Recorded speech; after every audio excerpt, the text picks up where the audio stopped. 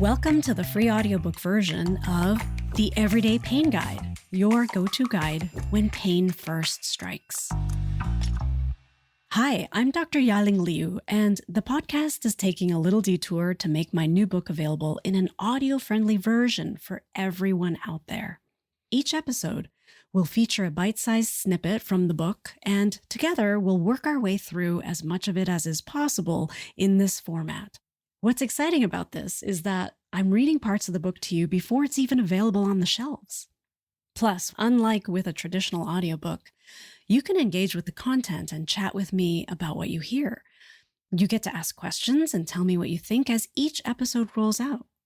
So sit back and relax as I bring you today's installment of the second book in the Everyday Pain Guide series, Fix the Fire Damage.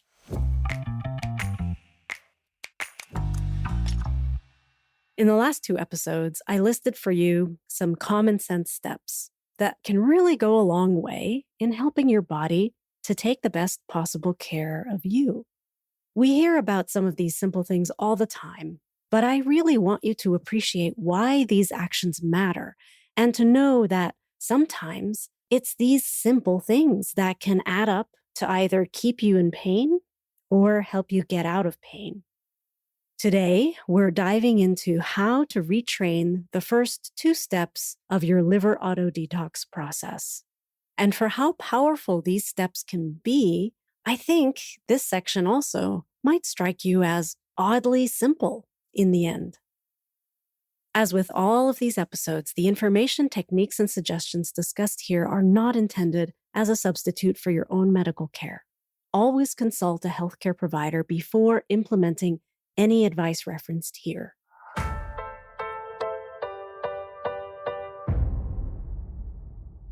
How to retrain your liver auto detox, steps 1 and 2. The liver is a crucial garbage influencer, and its auto detox process can be supported and unburdened in numerous ways. In the book, what follows here is a diagram that I'll have up for you on the Substack feed, so make sure to check that out for better context if you are a visual person. The diagram shows a person and their liver, and then a larger pop-out of the 3 detox steps that your liver is busy working on all day long. You may remember from earlier episodes that those 3 steps are 1. Activate, 2. Neutralize, and 3. Eliminate. Just to recap quickly, the first step, activate, is where the slippery problem garbage is unleashed from the fat that it's hiding inside of. To accomplish this step, you need specialized enzymes to help make that slippery garbage more sticky and easier to grab onto. But making toxic garbage more sticky as part of the activate step also makes it more dangerous. The second step is neutralize. This is where neutralizer molecules pair up with those newly sticky, dangerous, and activated troublemakers. But once paired up with the neutralizer, the toxic troublemakers become smoother and neutral for easier removal. Today's episode is focusing on these first 2 steps exclusively. We'll get to the third step in an upcoming episode. When asking yourself, how can I support these first 2 liver auto detox steps? The answer should include learning more about how to help your body provide ample specialized enzymes for step 1 and working to create a steady supply of neutralizer molecules for step 2. So how do we do all that? Specialized enzymes of the Chpt variety for liver auto detox step 1 are supported by nutrients from cruciferous vegetables like broccoli and cauliflower, as well as curcumin, garlic, fish oil, rosemary, green tea, and black tea, and specifically a compound known as resveratrol, which is an antioxidant found in grapes, berries, and peanuts. Now, if you don't remember what Chpt enzymes are all about, that's okay. You don't need to for these steps. But if you're bothered by not knowing or not remembering, you can go back to the episodes dedicated to the Body Chemistry Repair Guide. In Volume 1, you learned that tissue acidity is a factor in pain and inflammation. An important part of what adds to tissue acidity is the presence of free radicals. Free radicals are natural byproducts, or garbage, of cell metabolism, but are also inadvertently produced by step 1 in the liver auto-detox, but luckily also easily remedied and neutralized by antioxidants, both those made by the body and those taken in through food sources. The body can produce its own antioxidants through several built-in enzyme systems. Some key neutralizing molecules that the body makes on its own are amino acids, enzymes, methyl groups, and glutathione. There are also many antioxidants that the human body is not capable of manufacturing and must therefore be consumed through diet. These dietary antioxidants include micronutrients like vitamin E, vitamin C, and beta-carotene. What follows is a list of nutrients needed to make neutralizing molecules, along with suggestions of what to eat to access these nutrients. Folate.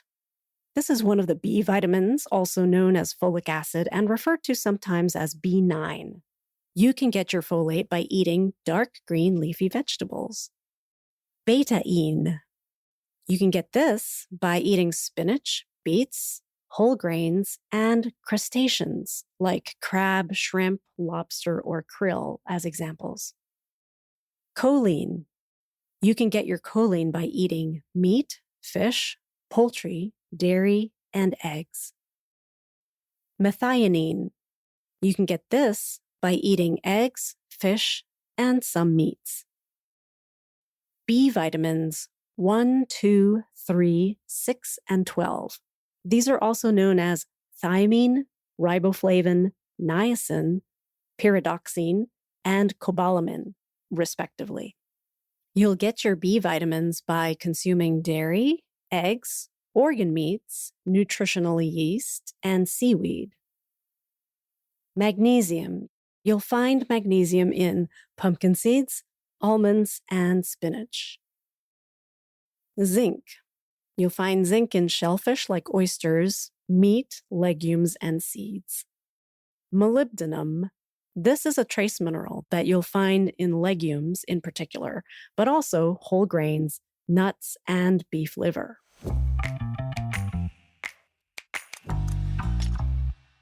That completes the third of 4 episodes detailing the retrain phase of action in the Body Chemistry Action Plan from Volume 2 of the Everyday Pain Guide series, Fix the Fire Damage.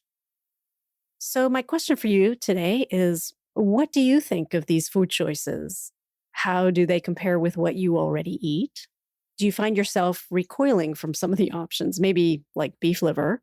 It's not everybody's cup of tea, and maybe you feel drawn to other foods on this list. Please feel free to come share your thoughts and questions and experiences. By doing so, you can help others in the Better Pain Coping community over on Substack. If you haven't already used the free link in the show notes, please do, and feel free to chime in over there. It's where you can access some of the bonus book material, plus you can see some of my videos where I weigh in on all sorts of things related and random. I do look forward to seeing you over there. In the next episode, we round out this retrain phase of action for the Body Chemistry Action Plan by spending time with ways to retrain your gut for optimal functioning and therefore less potential pain and inflammation body-wide. See you then.